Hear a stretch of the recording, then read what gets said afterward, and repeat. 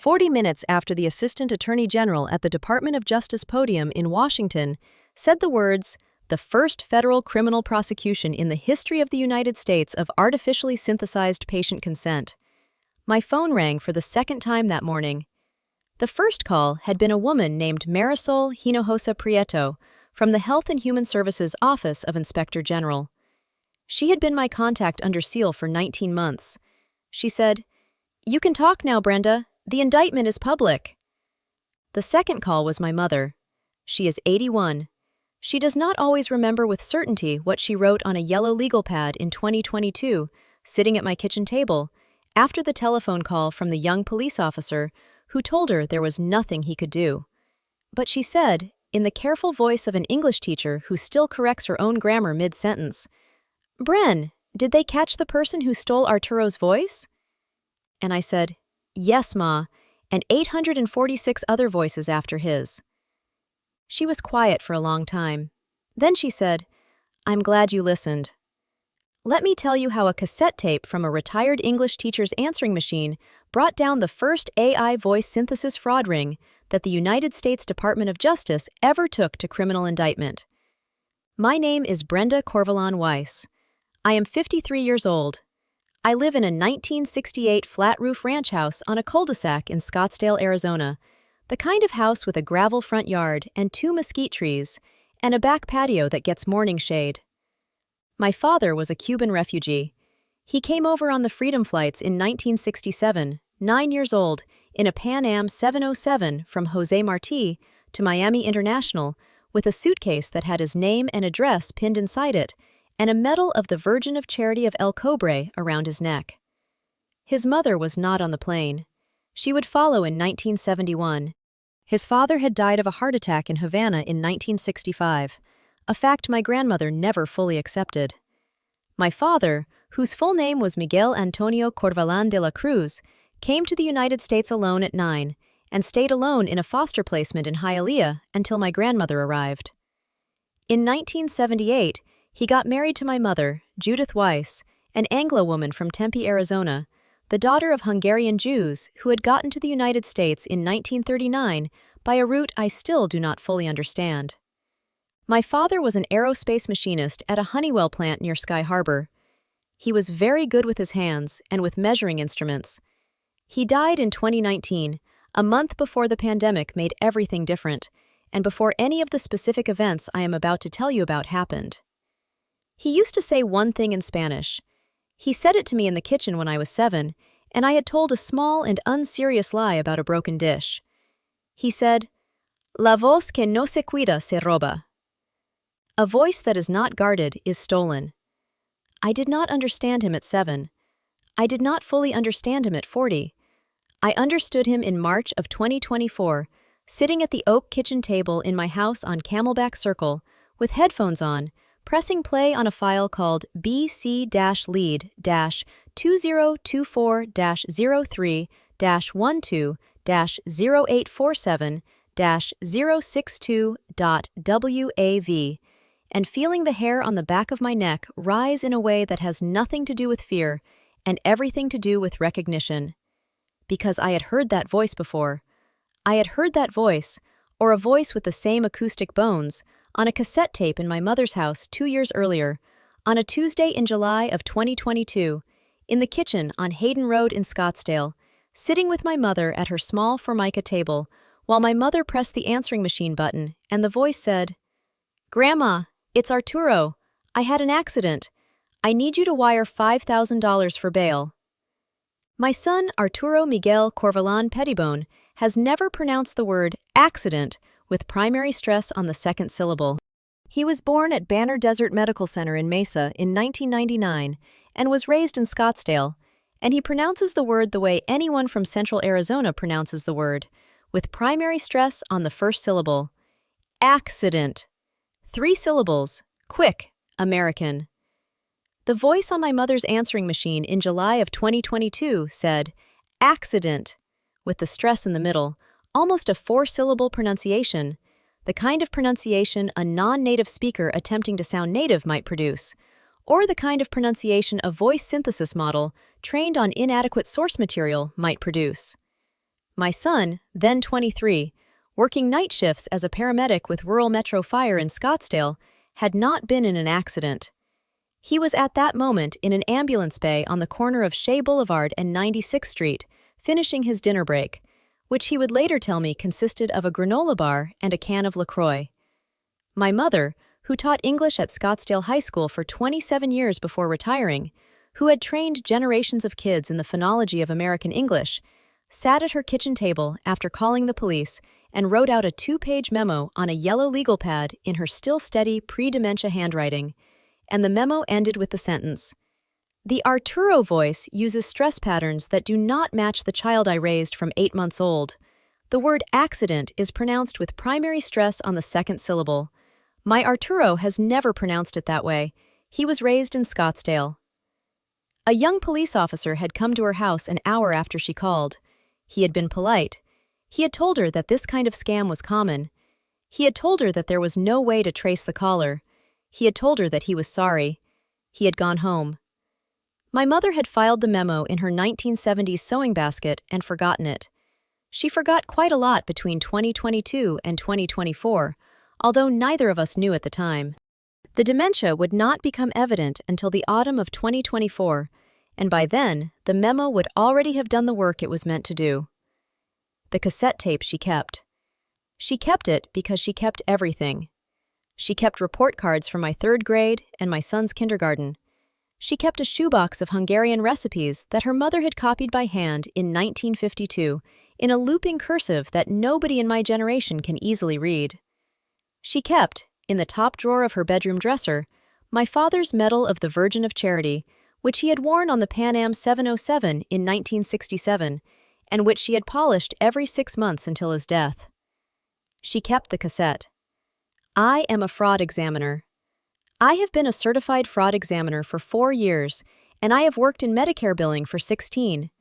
I started as a claims reviewer at a small, durable medical equipment company in Chandler in 2008 when the economy was collapsing and the only work I could find was in healthcare administration.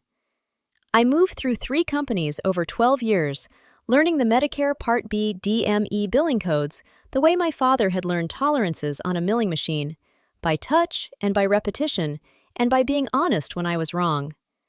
I passed the CFE exam in 2020 during the worst weeks of the pandemic on the kitchen table in my Scottsdale ranch house with my son in his 2nd year of paramedic training at Chandler Gilbert Community College and my mother still driving her 2006 Toyota Camry to the library every Thursday to pick up large-print Jodi Picoult novels. I got the job at CoreGuard Medical Supplies in Scottsdale in 2021. CoreGuard is a 2-story tilt-up concrete building on North Hayden Road, half a mile from my mother's old house, with a reception area that has a fountain in it and a corner office on the 2nd floor with a leather Southwestern chair and a framed Arizona State University mascot photograph. The CEO was a man named Keith Tavares. Keith was 51, had trained originally as a respiratory therapist, had bought the company in 2016 from a retiring doctor, and drove a silver Ford F250 King Ranch that he parked in the space closest to the entrance. He called me Brenda. Everyone called me Brenda. I called him Keith. He was not, on balance, a bad man. He was a man who did not ask questions he did not want answered, and he ran a business in a sector where that kind of selective attention could move margins by 40% in a good quarter. My job title at CoreGuard was Senior Lead Intake Reviewer. I sat on the 2nd floor in a cubicle with dual monitors, a pair of over-ear headphones, an amber desk lamp, and a coffee mug that said, "Fraud is just data pretending to be true." My job was to vet the incoming, verified consent lead batches from our primary marketing vendor, a company called Beneconnect Marketing, based in a strip mall on the Gulf Freeway in Houston. A verified consent lead, in Medicare Part B DME billing, is an audio recording of a beneficiary verbally agreeing to receive a specific medical product. Continuous positive airway pressure machines, oxygen concentrators, nebulizer tubing. The recording is the legal predicate for the billing submission. Without the recording, the supplier cannot bill. With the recording, the supplier can bill. That is the entire regulatory architecture compressed into one sentence. The sentence is a door with a single lock, and the lock is an audio file.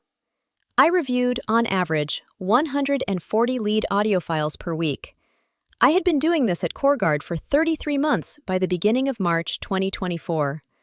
I had done it at other companies before CoreGuard. Over my career in Medicare billing, I had probably listened to, attentively, somewhere between 60 and 80,000 consent recordings.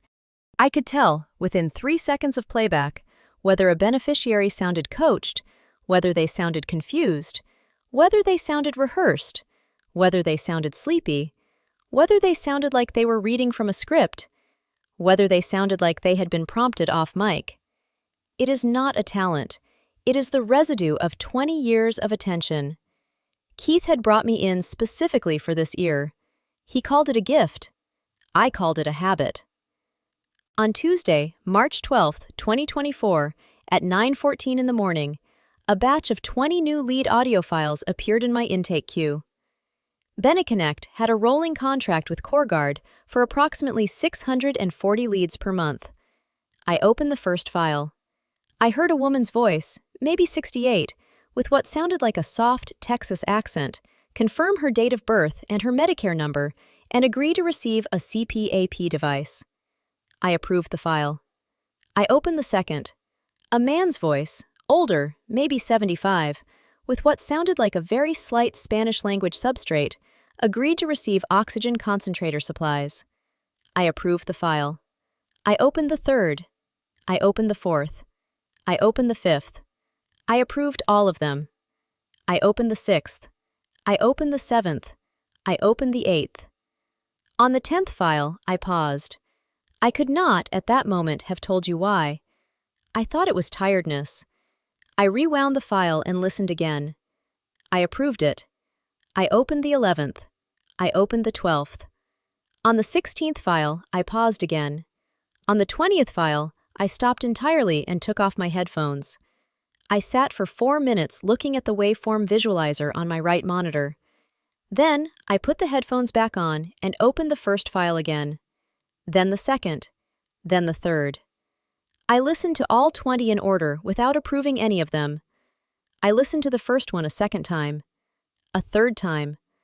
What I heard, on the second listening, was something I had heard before in my mother's kitchen on a Tuesday in July of 2022. It was the cadence. It was not any single syllable. It was the distribution of stress across multiple syllable words. It was the way the pauses were too even, the way the in-breaths were in positions that a human breath would not quite settle into, the way the background noise, which should have varied across 20 recordings of 20 different beneficiaries in 20 different living rooms, was identical.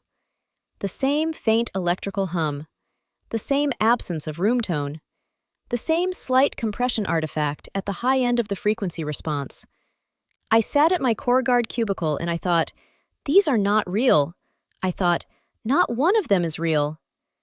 I did not write that thought down at the time. I am glad I did not. I was, in that moment, a fraud examiner working for her employer, and my employer had paid Beneconnect Marketing approximately $87,000 in the preceding month for leads that my employer had converted into approximately $2.9 million in Medicare billings. My employer's margin on that business line, I later calculated, had increased 140% year over year between January 2023 and January 2024. That growth was not coming from new physicians ordering more CPAP machines. That growth was coming from somewhere else. I did not know, in March 2024, where.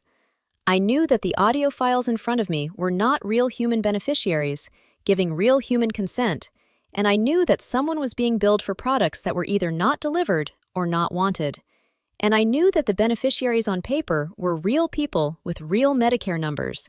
And I knew that if the voices were synthesized, then somebody had harvested something from somewhere to train the synthesis. And I knew that what I had in front of me was the beginning of a much larger thing.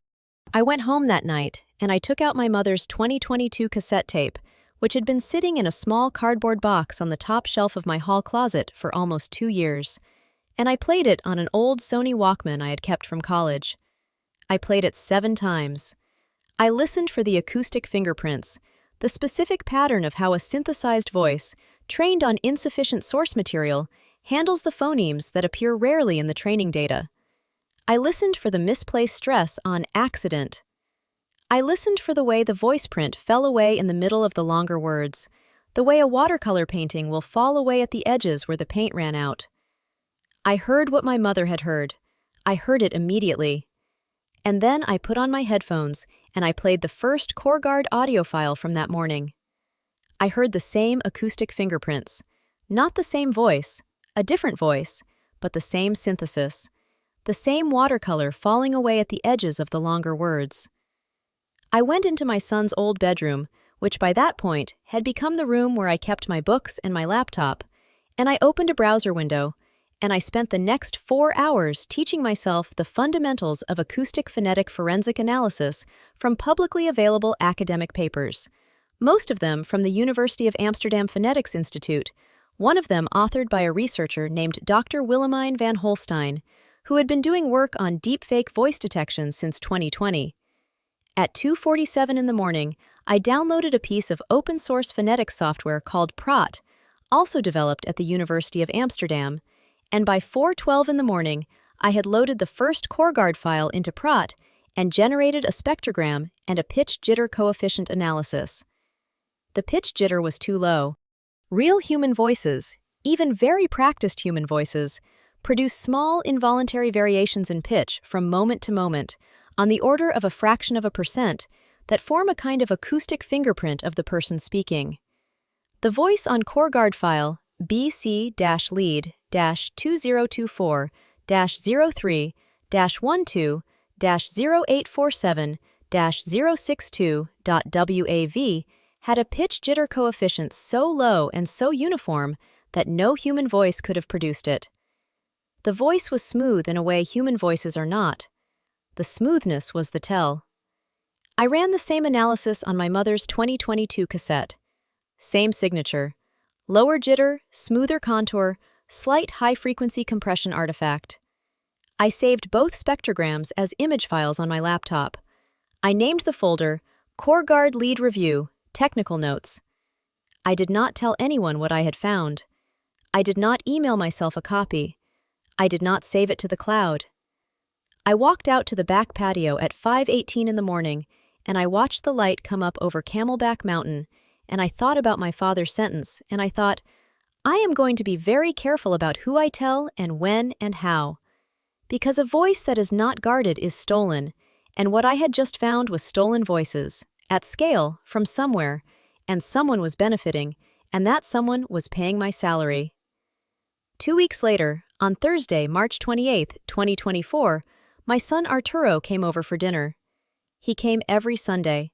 He did not usually come on Thursdays, but he had pulled a swap on his shift and had a random weekday off, and he showed up at 6:47 in the evening in his dark blue paramedic SUV with a reflective chevron striping on the back panel, carrying a sack of groceries from Sprouts and a laminated textbook from his EMT Continuing Education Recertification module.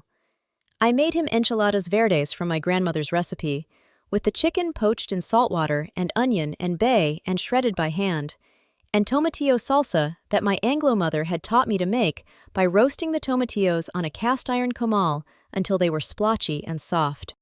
We sat at the oak kitchen table. Arturo told me about a cardiac arrest he had worked that week on a golf course near Troon North. The patient had survived. The patient had been 63. We talked about him for a while. Then Arturo opened his EMT recertification textbook to show me something because he had been assigned an elective module on waveform analysis for a new wearable defibrillator device the company was rolling out, and he was finding it interesting, and he wanted to tell me. The module included a section on how to distinguish real cardiac signal from electrical interference. The section discussed, briefly, the difference between 60 Hz mains noise in the United States and 50 Hz mains noise in other parts of the world, because some of the sensors the company was rolling out had originally been designed for European and Asian markets and carried residual 50 Hz filter profiles that had to be reconfigured for American use. I put down my fork. Arturo said, "Ma, are you okay?" I said, "Mijo, say that again, about the Hertz." He said, Mains noise? Electrical interference? In the United States, it's 60 Hertz. In Europe and most of Asia, it's 50. Why? I said, no reason. That is very interesting. He looked at me for a long time. He is not an unobservant man. He has been a paramedic for 5 years. He reads people in the back of ambulances for a living. But he knew also not to push. He finished his enchiladas. He helped me wash the dishes. He hugged me at the door and got in his SUV and drove back to his apartment in Tempe. I went back to my son's old bedroom and I opened the Pratt spectrograms from March 12th, and I looked very carefully at the low-frequency content of the audio files. All 20 of the CoreGuard files from March 12th had a faint band of energy at exactly 50 Hertz. Not 60, 50. The studio, or the location in which those files had been recorded, was on a 50 Hertz electrical grid. The United States is on a 60 Hertz electrical grid. Parts of Texas and all of Mexico and Canada are on 60 Hertz grids. The Caribbean, where my father had come from, is mostly 60. Most of Europe is 50. Most of Asia is 50. Pakistan, I would later confirm, is 50. India is 50. The United Kingdom is 50. Japan is split between 50 and 60. Most of Africa is 50. The entire continent of South America, which is where BeneConnect Marketing had told CoreGuard during the onboarding interview that their offshore call center partners were located, is almost entirely on 60 Hertz grids. I wrote a very short note to myself on a piece of scratch paper in pencil. It said, "The offshore partner is not in South America." I tore the note up and put it in the kitchen trash and took the bag out to the bin that night. 3 weeks later, in the second week of April 2024, I went into Keith Tavares's corner office on the second floor with a printed packet. I had prepared the packet in the room that used to be my son's bedroom over 3 long weekends on my personal HP laptop. It contained Pratt spectrograms from 8 representative files, a pitch jitter table, a comparative waveform from my mother's 2022 cassette, a note on the 50 Hz mains anomaly, and a 1-paragraph summary in plain English for a reader who did not do phonetics for a living. I set it on Keith's desk. Keith looked at it. He flipped through the pages. He stopped at the waveform comparison. He said, "What am I looking at, Brenda?" I said, "Keith, the BeneConnect leads are synthetic. Every one of them. I can document it." He was quiet for a long moment. He looked out through the glass wall of his office, down at the second floor, where 2 junior reviewers were processing the day's batch. He said, "That's a serious claim." I said, "Yes, it is." He said, "We verify through the vendor." I said, "The vendor is a pipe, Keith. The voices come from somewhere else. They're made somewhere else. I think I know where." He looked at me. He has very blue eyes and a small broken nose bump from playing linebacker at Corona del Sol High School in 1988.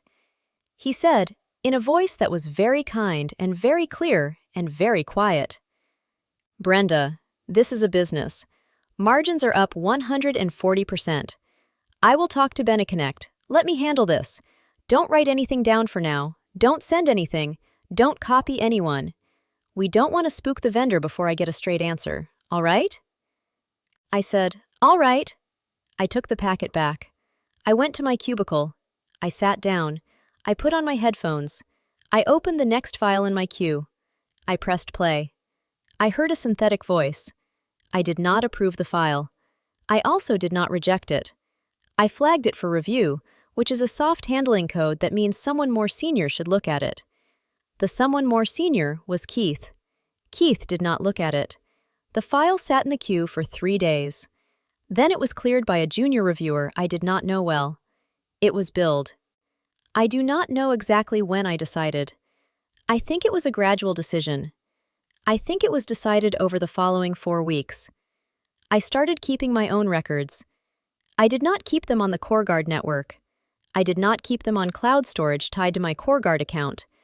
I kept them in a local folder on my personal HP laptop, in Markdown files, in my son's old bedroom, in the house on Camelback Circle, with the door closed. I named the folder Ledger. I did not give it a more descriptive name.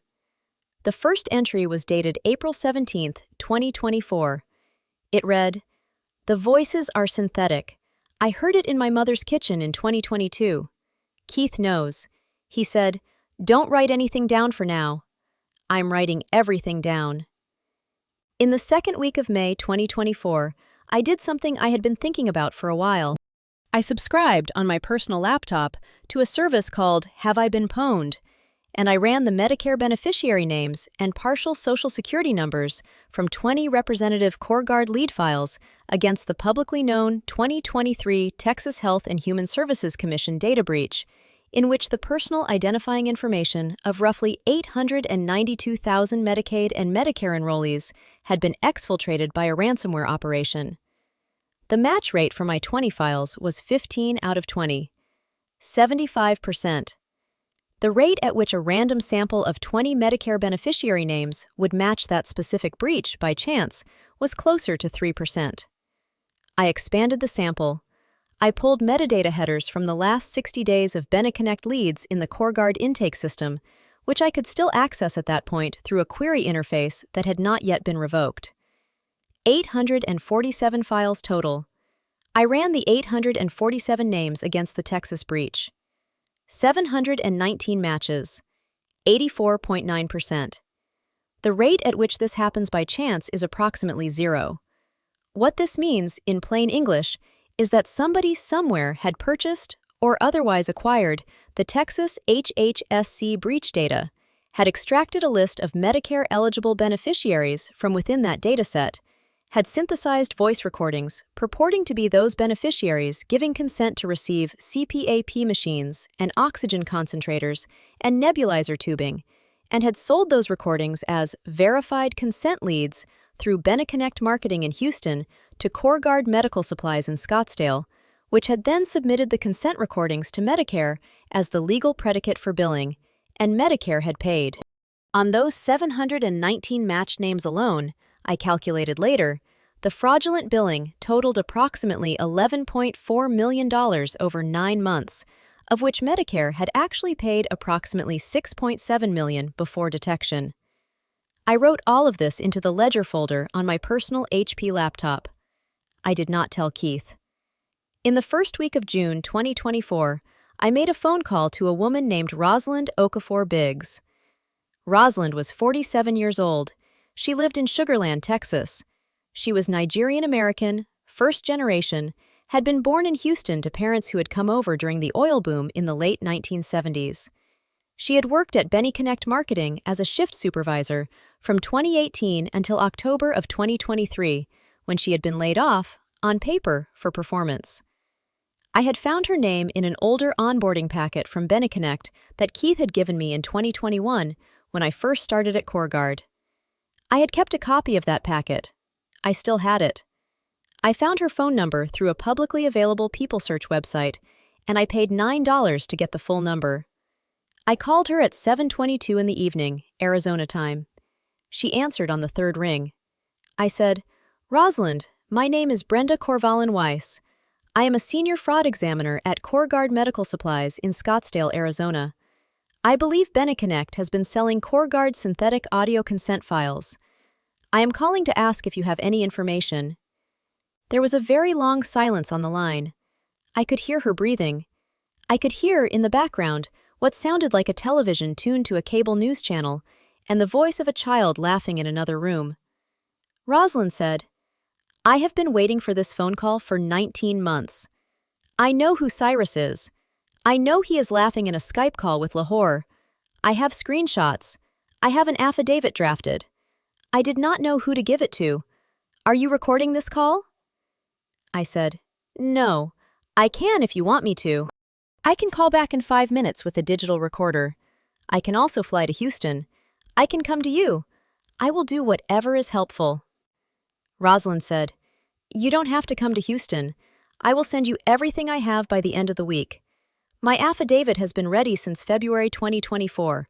I drafted it with a lawyer in Sugar Land who works civil rights cases. His name is Desmond Pelletier. He told me to keep it ready and to wait for the right person to ask. I am glad it is you. I am glad you are a woman." She sent me the packet on Friday, June 7, 2024. It arrived by FedEx in a flat envelope, no insurance, no tracking receipt on my end. It contained Rosalind's 15-page sworn affidavit, approximately 140 Skype screenshots of conversations between Cyrus Halabian Vasquez, who ran BeneConnect, and a man in Lahore named Faisal Tanvir Naseem, dated between November 2022 and September 2023. A list of the names and last known phone numbers of 6 other former BeneConnect employees who would corroborate her testimony if contacted, and a 2-page document in Pakistani English transliteration listing the names of 4 separate voice actor contract operators in Lahore whose voices had been used as source material for the training of the synthesis models. Cyrus, on the Skype calls, referred to Faisal as brother. Faisal referred to Cyrus as the American. The jokes on the calls were mostly about the credulity of American healthcare companies. In one call, dated March 14, 2023, Cyrus said, "They are buying it all, man. Every single one. Keith does not even ask." Faisal said, "He does not want to ask." Cyrus said, "He does not want to ask." I sat at my kitchen table that Friday night with the FedEx envelope open and my hands flat on the oak, and I thought about my father on the Pan Am 707 in 1967. I thought about the 9-year-old boy with his address pinned inside his suitcase. I thought about the voice that is not guarded. I thought, I am not going to give this to my employer. My employer knows.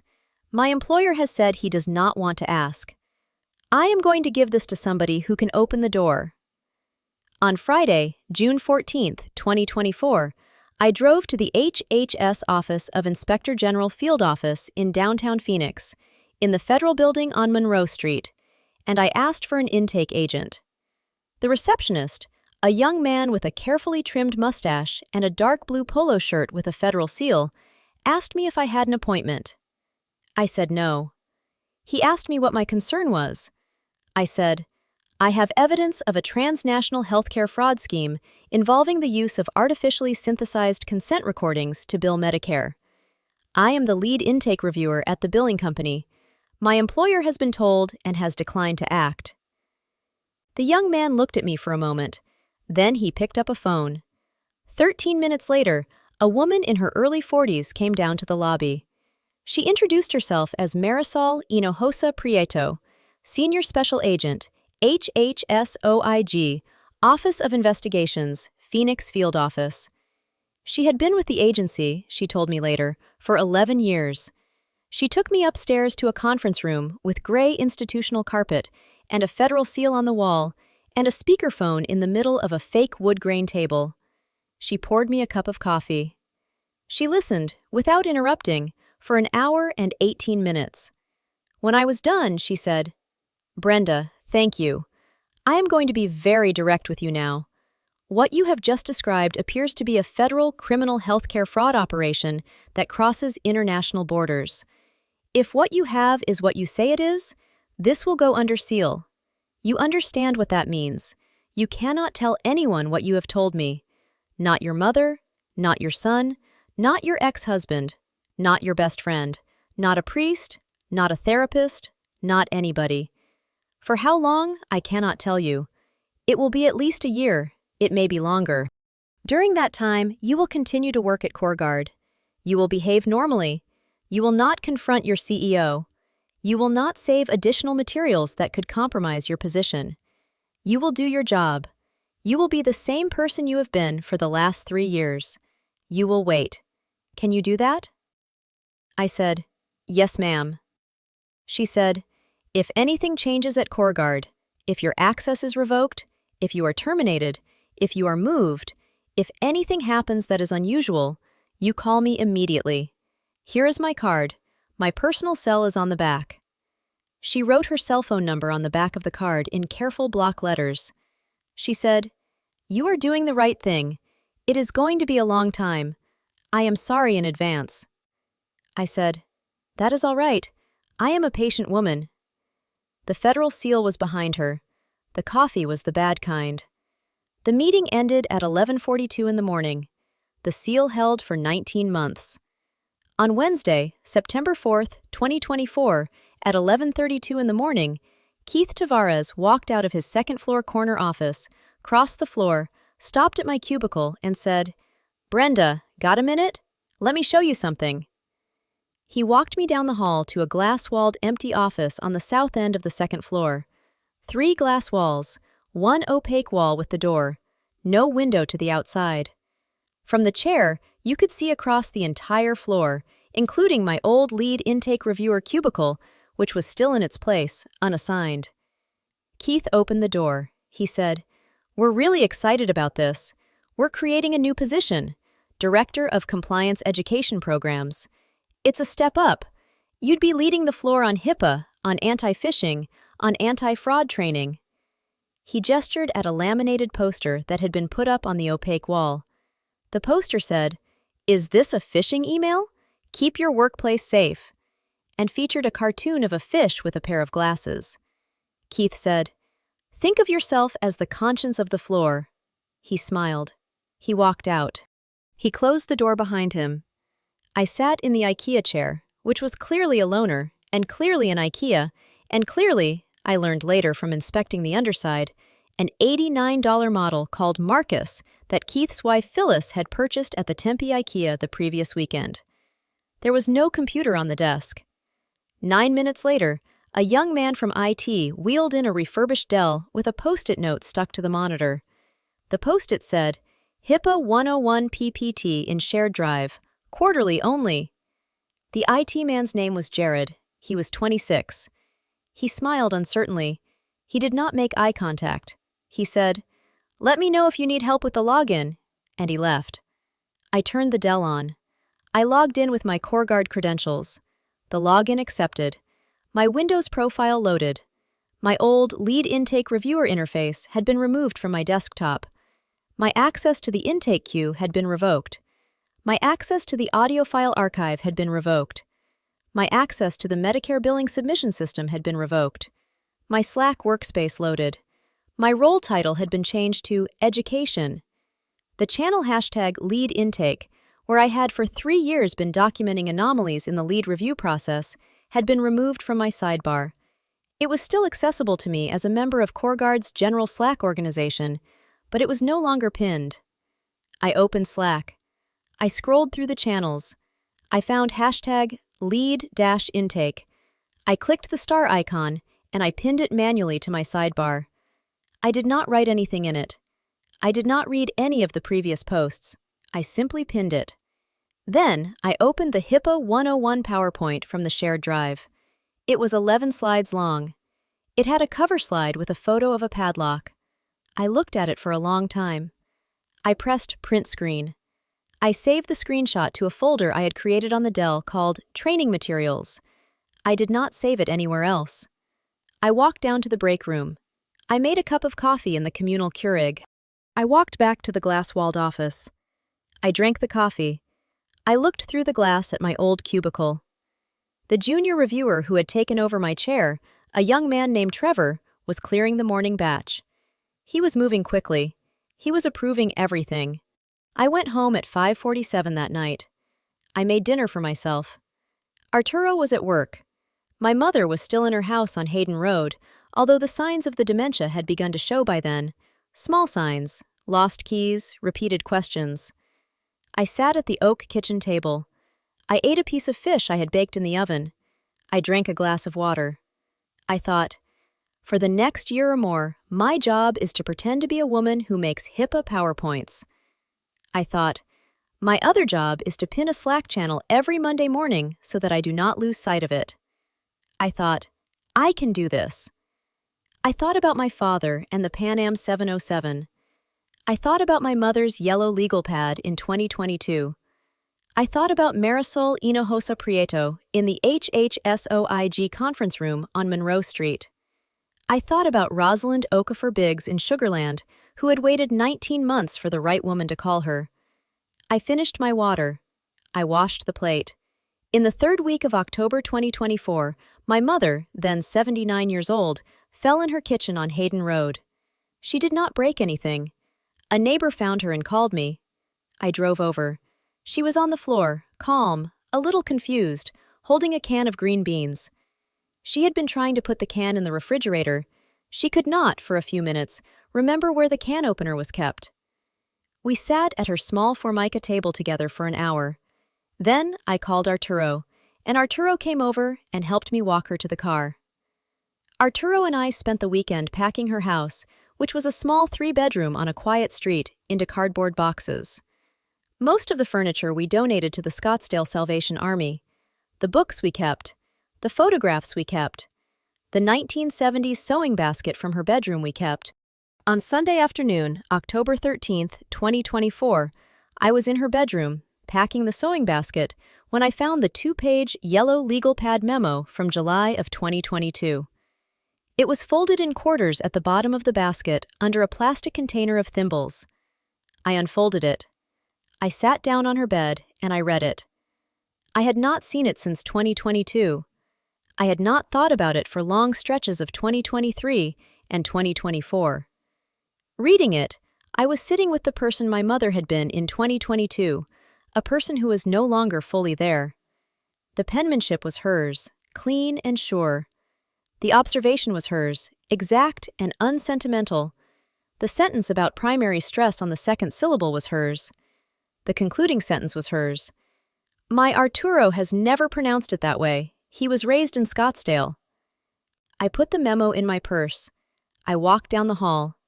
My mother was sitting in the living room with Arturo, looking at a children's picture book she had taught third graders with for many years. She looked up at me. She looked confused. She said, "Brenda, are we going somewhere?"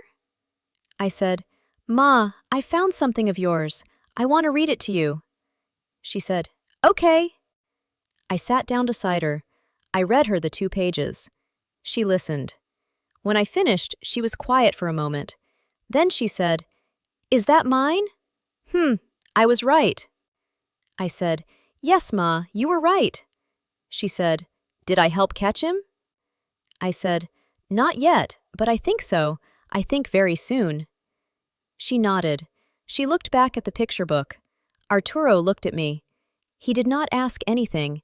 He has always known how not to ask. We moved my mother into the ground floor bedroom of my ranch house on Camelback Circle that following weekend. Arturo hired a small moving company that specialized in senior transitions and that handled her belongings with the careful, muted courtesy that good people in that line of work know how to extend. By the end of October, she was in her new room, with her 1970s sewing basket on the dresser and her reading lamp on the nightstand, and the clock radio she had owned since 1989 tuned to KTAR-FM for the weather. She did not fully adjust. She did adjust enough. The memo I kept in a file folder in the hall closet. Underneath it, I placed a photocopy of Rosalind Okafor Biggs's affidavit, a photocopy of my Pratt spectrograms, and a photocopy of the 50 Hertz mains home analysis. I closed the folder. I did not look at it for a long time. I was, by that point, 8 months into the 19-month wait. Time, during a federal seal, has a specific texture. It does not move faster or slower than normal time. It moves at the same pace. It has a different quality. Every Monday morning, at 8:14, I pinned the hashtag Lead Intake Slack channel to my sidebar. The channel got quieter over time. The junior reviewers processed leads. They did not, most weeks, generate enough anomaly conversations to make the channel worth using. Old posts from 2022, 2023, and early 2024, including some posts that I had written, scrolled deeper and deeper into the history. Every Friday afternoon, I delivered a quarterly HIPAA 101 PowerPoint to whichever batch of new hires had been onboarded that month.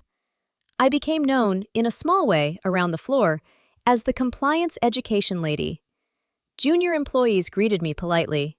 Senior employees nodded. Keith waved from across the floor. His wife Phyllis came into the building occasionally for board meetings. She looked through the glass wall of my office once, on a Tuesday in March of 2025, and said, "Brenda, I love what you've done with the space." I had done nothing with the space. There was nothing to do.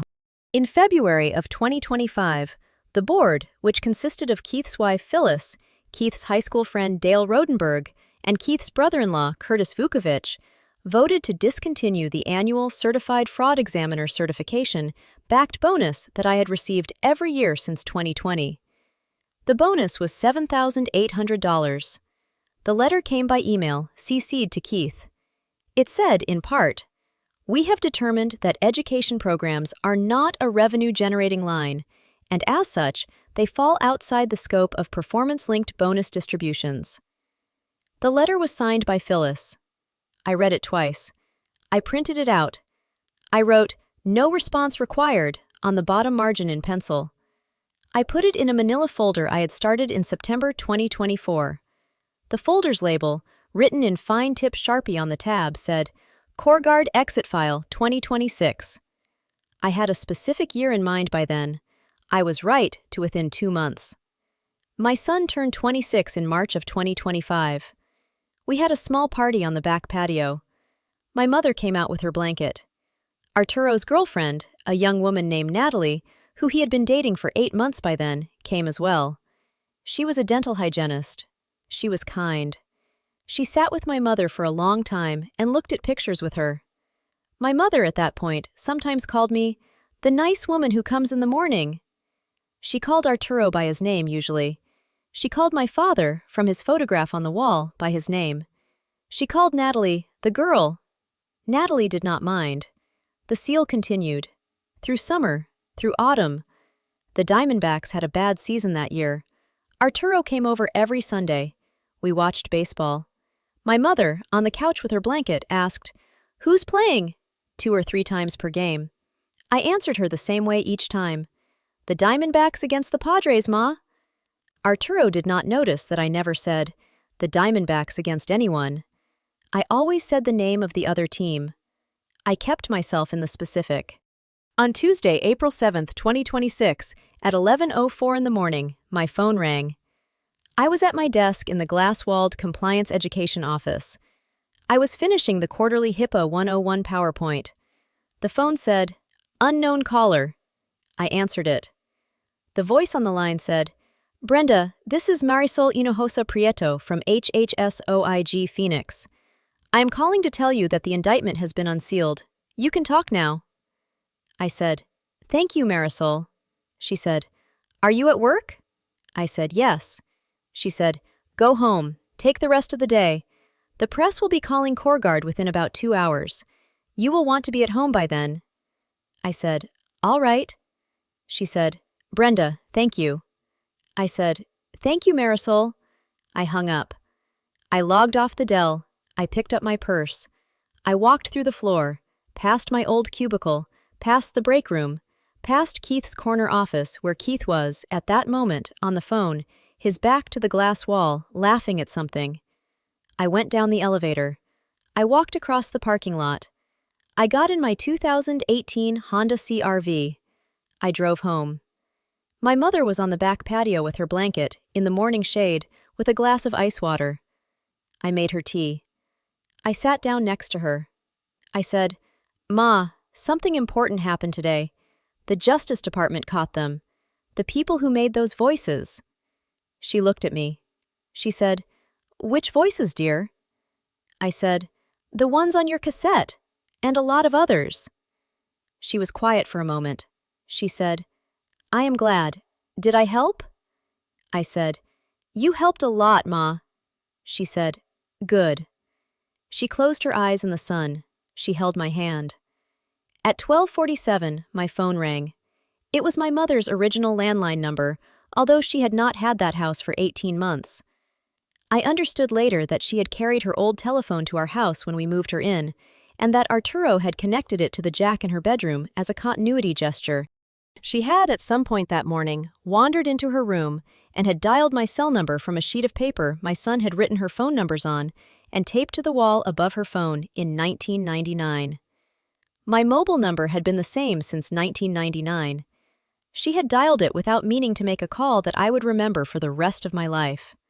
She said, "Bren, did they catch the person who stole Arturo's voice?" I said, "Yes, Ma, and 846 other voices after his." She was quiet for a long time. Then she said, "I'm glad you listened." I sat with that for a long moment. I said, "Ma, I am coming into your room. Stay where you are." I walked down the hall. She was sitting in her recliner, holding the old rotary phone on her lap. She looked up at me. I sat on the edge of her bed. I took the phone out of her hand and hung it up on its cradle. I held both her hands. We sat like that for a while. She was lucid, in that moment, in a way she had not been for months.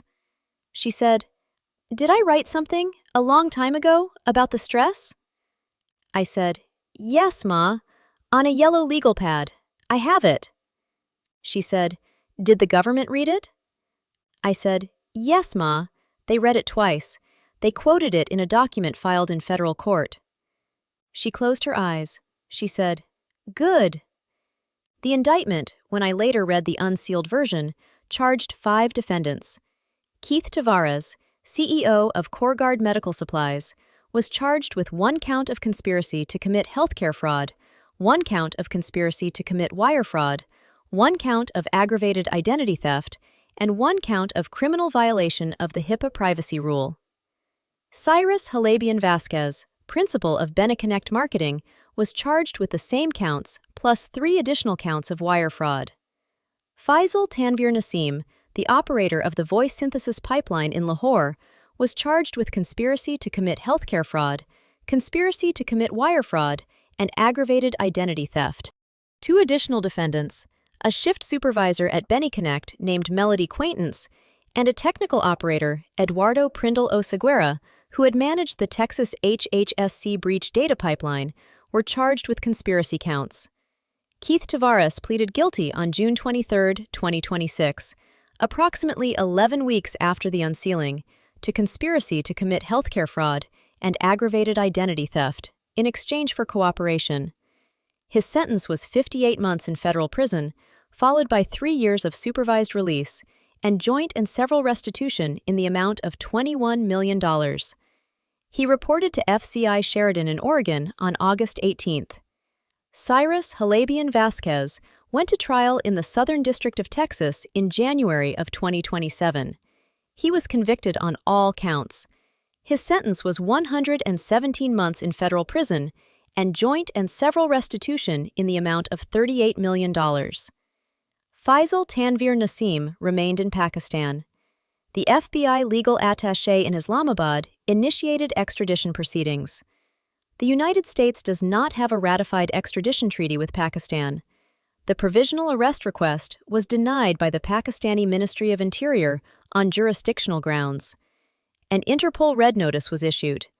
Faisal Tanvir Naseem remains, at the time of this telling, outside the reach of United States criminal process, living openly in Lahore, where he has given one interview in 2027 to a Pakistani news outlet in which he described himself as a voice actor who simply performed the work he was paid to perform. Melody Quaintance pleaded guilty and received 36 months. Eduardo Prindle Oseguera pleaded guilty and received 36 months. CoreGuard Medical Supplies was dissolved by its parent investor group in April of 2026, 1 week after the unsealing. Keith Tavares' wife Phyllis and her brother Curtis and Dale Rodenberg quietly exited from whatever corporate positions they had held. No further public action was taken against them. In May of 2026, the Assistant Attorney General of the Criminal Division of the Department of Justice testified before the House Energy and Commerce Subcommittee on Oversight and Investigations. She used the CoreGuard indictment as the central example in her testimony. She cited the Phonological and Acoustic Forensic Foundation, developed by the whistleblower at CoreGuard, whom she did not name, as the new standard for evidentiary foundation in cases involving artificially synthesized patient consent. My mother's 2022 memo was filed as an exhibit under the label Exhibit 14C. It is, to my knowledge, the first yellow legal pad observation by a retired English teacher ever filed as an evidentiary exhibit before a congressional committee in the context of a federal criminal prosecution. My mother, to my knowledge, does not know that her memo was filed under seal or admitted as an exhibit. She does not always remember the memo. When I read it to her, she sometimes says, "Is that mine?" And I always say, "Yes, Ma." The whistleblower reward, issued under the HHSOIG Healthcare Fraud and Abuse Control Provider Reporting Incentive Program, was $680,000. I did not file a False Claims Act qui tam. I was not eligible. The prosecution was criminal, not civil. The provider reporting incentive was a different track. The amount was determined by a formula that considered the scale of the fraud, the novelty of the detection methodology, and the cooperation of the reporter during the sealed period. It was deposited to my bank account on May 14, 2026. I accepted $180,000 of that amount for my own needs. $42,000 went to the final tranche of my son Arturo's paramedic school student loans, which he had been carrying for 7 years. $138,000 went into a prepaid care services account for my mother, enough to cover 2 years of in-home assistance at the then-current private pay rate in Maricopa County. The remaining $500,000 I directed, through a single-page grant agreement I signed at my kitchen table, to the Department of Speech and Hearing Science at Arizona State University in Tempe to establish a training program. The program is officially called the Judith Weiss Corvalan Voice Synthesis Forensic Literacy Program.